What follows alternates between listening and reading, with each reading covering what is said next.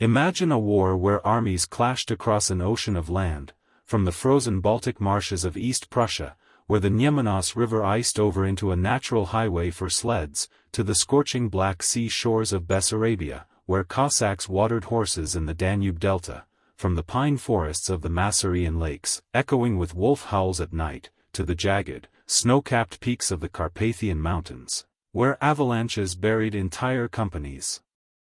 No endless trenches scarring the earth like on the Western Front. Instead, lightning raids by Siberian rifle divisions in white camouflage, thunderous cavalry charges from Don Cossack regiments with sabers flashing under northern lights, and entire empires crumbling under the weight of their own contradictions, nationalities forced to fight for rulers they despised. This is the Eastern Front of World War I, the theater that swallowed over 8 million souls in combat and disease, toppled the 300-year Romanov dynasty, and redrew the map of Europe in blood and ink with treaties signed in railway cars.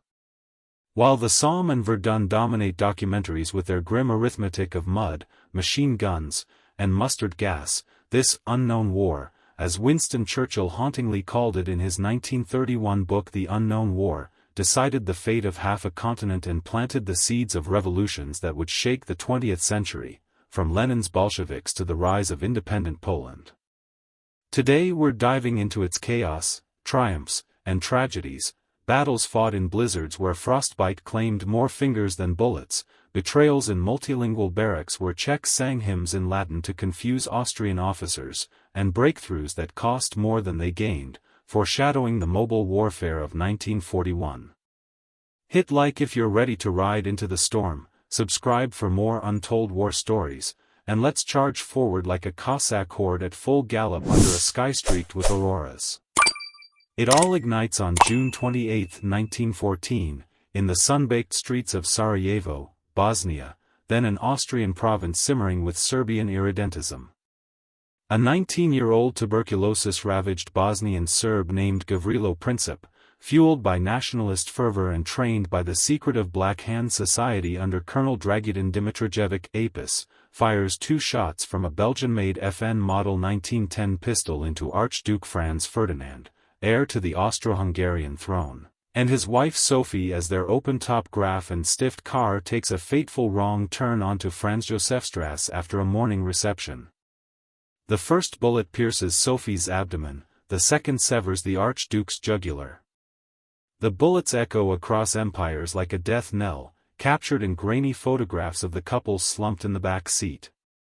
Austria-Hungary, backed by Kaiser Wilhelm II's infamous blank check promise of unconditional support on July 5, issues a 10-point ultimatum to Serbia on July 23 designed to be rejected, demanding suppression of anti-Austrian propaganda, dissolution of nationalist groups, and Austrian officials investigating on Serbian soil. Serbia accepts all but the last. On July 28, Vienna declares war, shelling Belgrade from monitors on the Danube.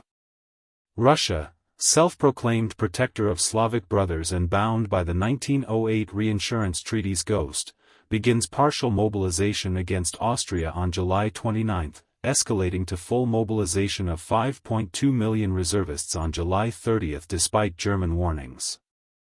Germany, fearing encirclement under the Schlieffen Plan's rigid timetable, declares war on Russia at 7:10 p.m. on August 1 and invades neutral Belgium 2 days later to outflank France. The Eastern Front opens like a gaping wound, a 1,000-mile scar stretching from the Baltic coast near Memel, Klaipėda, to the Carpathian passes near Czernowitz, Chernivtsi, encompassing modern Poland, Ukraine, Belarus, Lithuania, Latvia, and Romania. Russia's war plan, the much-criticized Plan 19, revised 1912, calls for a rapid dual offensive, Army Group Northwest, 1st and 2nd Armies, 500,000 men, under the haughty Baltic German General Pavel Rennenkampf to smash into East Prussia from the northeast, while Army Group Southwest, 3rd, 4th, 5th, 8th Armies, 1 million men, under the cautious Nikolai Ivanov crushes Austria-Hungary in Galicia and besieges the fortress of Przemysl. Tsar Nicholas II floods the border with 1.5 million troops in the first wave, peasants in greatcoats dyed khaki, many without boots or winter gear, armed with 1891 Mosin-Nagant rifles but critically short on 76 mm field guns and shrapnel shells, only 1,000 rounds per battery. Austria-Hungary, a creaky multi-ethnic behemoth of 11 nationalities speaking 15 languages, scrambles 900,000 men under Chief of Staff Franz Conrad von Hötzendorf, whose obsession with offensive outrance ignores his army's logistical frailty, railways ending 100 miles from the front, horses starving on moldy hay.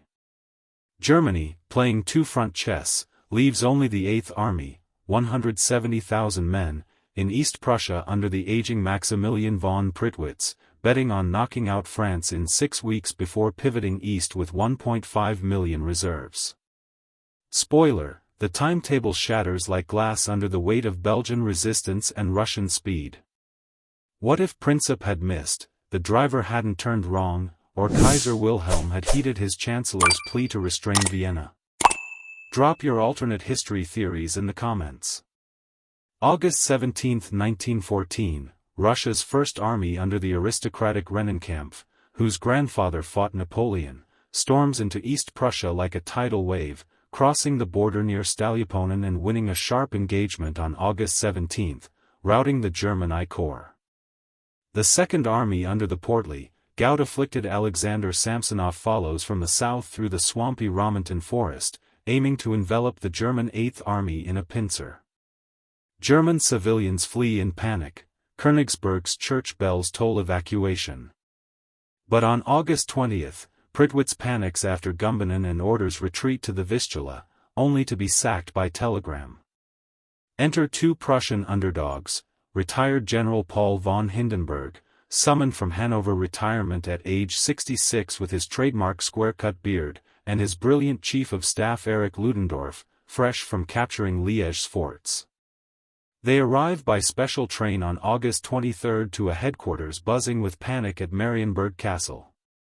Using intercepted Russian radio messages, Rennenkampf and Samsonov were transmitting orders in the clear, sometimes in plain Russian due to a shortage of cipher clerks. The Germans turn a potential rout into legend at the Battle of Tannenberg, August 26 to 30. Hindenburg concentrates 150,000 men against Samsonov's isolated 190,000, shifting 2 corps by rail in a 100-mile hook through Allenstein while 17 corps holds Rennenkampf at bay. Russian artillery fires blindly into fog, supply wagons bog down in sandy tracks and lake districts, Cossack scouts ride into ambushes. By August 29, the Second Army is encircled in the Frajanow cauldron. Soldiers surrender en masse, stacking rifles in pyramids.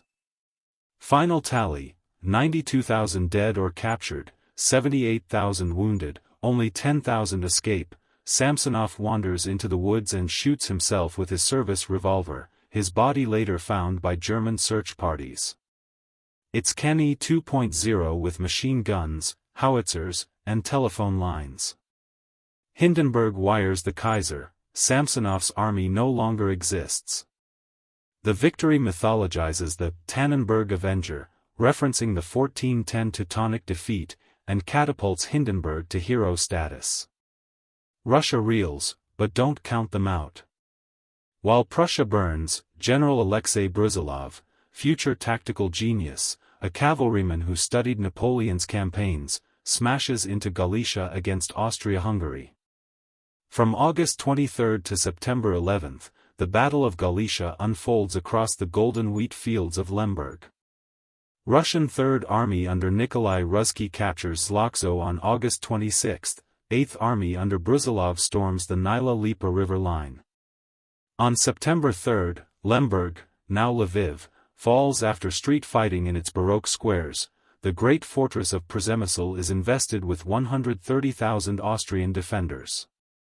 By September 11, Russians advanced to the Dunajec River, taking 400,000 Austrian prisoners, 400 guns, and 100 locomotives. Austria's reeling. Conrad's troops are a multilingual mess: Hungarian hussars in braided Attila jackets, Czech infantry from Bohemia, Polish Ulan from Krakow, Ruthenian auxiliaries from the foothills, all bickering in 15 languages, with officers shouting orders in German that few understand. Whole battalions surrender rather than fire on brother Slavs. Amid the autumn mud, typhus explodes in overcrowded billets and refugee columns, carried by body lice. It claims up to 150,000 Russian deaths by winter, 4 times the bullet toll. Imagine delousing stations in the snow, soldiers stripped naked in -20°C near Tarnow, dusted with naphthalene powder like ghostly scarecrows, their lice-infested greatcoats burned in bonfires that light the night sky orange. And amid the carnage, women step into the breach. Romanian teenager Ecaterina Teodoroiu, orphaned by war, disguises herself as a man in the 18th Infantry Regiment, fights at the Battle of Maricesti in 1917, is wounded twice, promoted to sub-lieutenant, and dies leading a charge on September 3, 1917, buried with full honors, becoming Romania's Joan of Arc. Serbian nurse Milunka Savic, decorated with the French Croix de Guerre, smuggles intelligence in bread loaves. Heroism in the shadows, often erased by male chroniclers. 1915 flips the script with a vengeance. Germany, freed from the Marne stalemate and reinforced by Falkenhayn's strategic shift, transfers elite divisions east under Field Marshal August von Mackensen, nicknamed the Iron Fist, for his 1914 Polish campaigns. On May 2, the Gorlice-Tarnow offensive erupts south of Krakow. 1,200 German and Austrian guns fire a 4-hour hurricane bombardment, 10,000 shells per minute at peak, obliterating Russian trenches along a 30-mile front in the foothills. Mackensen's 11th Army, spearheaded by the Prussian Guard and Bavarian Alpenkorps, punches through like a hot knife through butter, advancing 20 miles in 4 days. Russian Third Army under Radko Dmitriev disintegrates. Soldiers, armed with 1 rifle for every 3 men, the others issued pikes or told to pick up enemy weapons, fight with bayonets and fists in hand-to-hand melees. It sparks the Great Retreat. Russia abandons the Polish salient in a scorched earth withdrawal, evacuating Warsaw on August 4 after mining bridges over the Vistula, Vilnius on September 18, and Riga by year's end amid burning granaries. Over 1.2 million casualties in 4 months, including 900,000 prisoners, entire divisions vanish into captivity. Tsar Nicholas II, desperate to stem the tide and buoyed by Grand Duke Nikolai Nikolaevic's resignation, takes personal command at Stavka headquarters in Mogilev on September 5, leaving Petrograd in the hands of the erratic Tsarina Alexandra and the mystic Grigory Rasputin, whose influence fuels court scandals. Morale craters, desertion soar to 200,000 by July. Why the collapse? A logistical nightmare. Russia's rail network, vast but single-tracked and gauge-incompatible with Polish lines, can't supply armies 300 miles from depots. Trains take 30 days to reach the front. Soldiers fight barefoot in summer dust, greatcoats unlined for winter, rifles so scarce that recruits at Kiev train with wooden dummies labeled "rifle" in chalk. One captured officer's diary laments, "We marched into hell with sticks and prayers. The Germans had Mauser bolts that clicked like clockwork." Central powers occupy a swath of Europe larger than France, Congress Poland, Lithuania, Kurland, and western Belarus, but at a steep cost. German supply lines stretch 400 miles. Austria-Hungary's army is cracking. Ethnic desertion skyrocket as Czech Legion units under Tomáš Masaryk's future influence mutiny en masse in April at Raw Ruska, dreaming of an independent Czechoslovakia. In prisoner camps behind the lines, Zittau, Cottbus, Wunsdorf, over 2 million Russian POWs by 1916 are forced to build German canals, railways, and even the Hindenburg Line's prototypes, dying by the thousands from scurvy, gums bleeding black, typhus, and beatings in barbed wire enclosures patrolled by dogs. Barbed wire isn't just for trenches, it becomes a symbol of shattered lives, coiling around the dreams of millions who would later fuel revolutionary cadres. Spring 1916, Russia strikes back to relieve pressure on France at Verdun and Italy at the Isonzo. The Lake Narek offensive in March sees 350,000 Russians under Evert and Kuropatkin attack across frozen lakes near Vilnius, only for German machine guns in concrete pillboxes to mow them down in prepared kill zones. Waves of infantry skid on ice under searchlights, losing 100,000 casualties for zero territorial gains, the bodies frozen into grotesque statues. But June 4 changes everything. The Brusilov offensive, named for its mastermind General Alexei Brusilov, a 63-year-old cavalryman who read Clausewitz by lamplight. Rejecting rigid timetables and massed assaults, Brusilov attacks 4 Austrian sectors simultaneously along a 300-mile front from the Pripet marshes to the Romanian border, using shock troops, Sturmoviki, in steel helmets, creeping barrages that advance 100 yards ahead of infantry, and infiltration tactics decades ahead of Sturmtruppen. Scouts in camouflage cut barbed wire at night with clippers, sappers dig saps under enemy lines to plant mines, feints with dummy tanks made of canvas mask the main blows at Lutsk and Bucha. From June 4 to September 20, Russians advance up to 60 miles, recapture Lutsk on June 8 after house-to-house fighting, take 417,000 prisoners, including 9,000 officers, 581 guns, and inflict 1 million casualties on the Central Powers, shattering 4 Austrian armies, 2nd, 4th, 7th, and parts of the 1st, and forcing Germany to divert 34 divisions from Verdun, the Somme, and even Italy. It's the war's most successful Entente offensive, hailed in London as the greatest victory since Waterloo, until you tally Russia's bill, 500,000 dead or wounded in 80 days, plus 1 million more from disease and desertion. Munitions shortages re-emerge by August as factories strike. Brusilov's innovation, flexible tactics, decentralized command, surprise over massed assaults, and short hurricane bombardments, drains the empire dry and inspires German Stoßtruppen manuals. Enter Romania on August 27, lured by Allied promises of Transylvania, Banat, and Bukovina under the secret Treaty of Bucharest, 1916. Big mistake. Mackensen's Danube Army, German, Bulgarian, Turkish, and Austrian, invades from the south across the Dobruja marshes while Falkenhayn strikes from Transylvania with mountain troops. By December 6, Bucharest falls after street battles around the royal palace. Romania loses 2/3 of its 600,000-man army, 350 guns, and its Ploiești oil fields, which fuel the German war machine until 1918. Amid the rout, Scottish women's medical units, the Grey Partridges, led by Dr. Elsie Inglis, rush in to establish field hospitals in moldering Orthodox monasteries near Iași, performing 1,000 amputations by candlelight with carbolic acid and ether, saving thousands. Propaganda blooms on all sides. Russians rename St. Petersburg Petrograd on August 31 to scrub out the German-sounding name. German posters depict Cossacks as barbaric hordes raping nuns. Austrian leaflets in Czech urge desertion with promises of coffee and boots. By 1917, Russia's breaking from within like ice on the Neva. Bread riots erupt in Petrograd on International Women's Day, March 8, February 23 Old Style, as 90,000 textile workers strike, queues for black bread stretch blocks in -15 degrees Celsius. Cossacks refuse to charge crowds. The Volinsky Regiment mutinies on March 12, shooting their officers.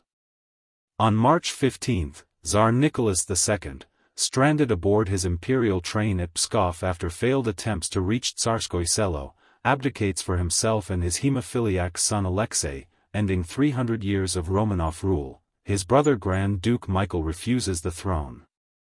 The provisional government under Prince Georgy Lvov and later Alexander Kerensky, desperate to honor Allied commitments and secure loans, launches one last gasp, the Kerensky offensive on July 1, June 18 Old Style, with 200,000 men under Brusilov near Stanislau. Initially successful, advancing 20 miles and taking 10,000 prisoners, it crumbles within days as troops, exhausted, unpaid, and radicalized by Bolshevik agitators, flee 150 miles westward, looting estates and shouting, "Peace, land, bread. German counterattacks under General Max Hoffmann, using Hutier tactics, recapture Galicia and threaten Kiev. By October, Bolsheviks under Lenin, smuggled back in a sealed train from Switzerland, seize power in the October Revolution, storming the Winter Palace on November 7. On March 3, 1918, the Treaty of Brest-Litovsk is signed in a snowy Belarusian fortress by Leon Trotsky, who walked out earlier, and a German delegation. Russia cedes Ukraine, Poland, Finland, Estonia, Latvia, Lithuania, and Belarus, territory housing 55 million people, 25% of pre-war population, 90% of coal mines, 30% of industry, and 40% of railways. Germany pivots 50 divisions west for the spring offensive, but it's Pyrrhic, the empire's rot from within, Austria's bread riots in Vienna, Germany's turnip winter.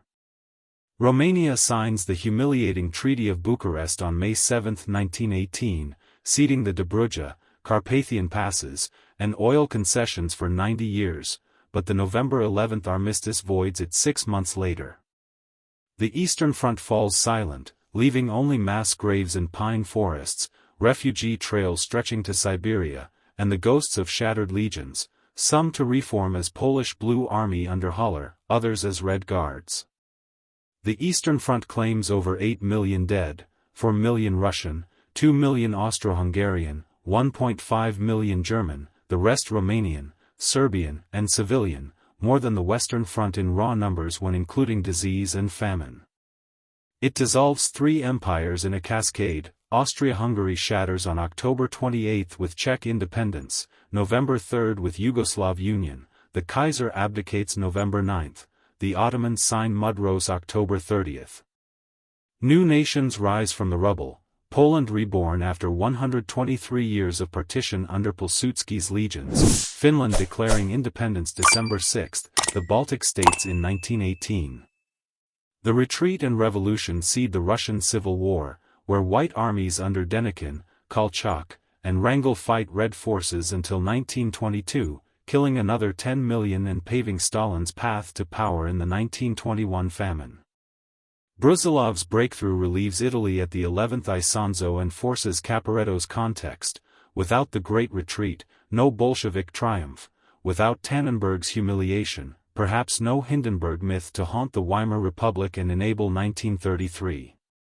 This wasn't just war, it was the apocalypse of the old European order, fought in blizzards and wheat fields, by peasants in bast shoes and princes in gold braid, with tactics that foreshadowed Blitzkrieg, rail maneuvers, infiltration, and tragedies that birthed totalitarianism, gulags born in POW camps. What lesser-known story hit you hardest? The intercepted radios at Tannenberg, broadcast in clear because cipher machines jammed? Ecaterina's disguise and final charge with a broken arm? The Scottish nurses amputating gangrenous legs in Romanian cellars lit by oil lamps? The typhus delousing in -30 degrees Celsius, men shivering blue while lice crackled in flames? The Czech deserters forming legions that fought across Siberia on the Trans-Siberian Railway? Tell me below.